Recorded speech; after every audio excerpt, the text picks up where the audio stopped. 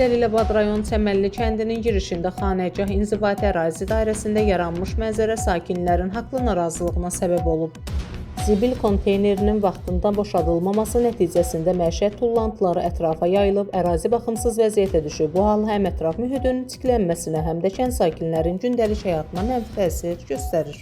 Azərbaycan Respublikasının Prezidenti cənab İlham Əliyev dəfələrlə çıxışlarında dövlət qurumlarına və yerli icra hakimiyyətinə vətəndaşların müraciətlərinə həssas yanaşmağı, mövcud problemləri vaxtında aradan qaldırmasını tapşırıq verib.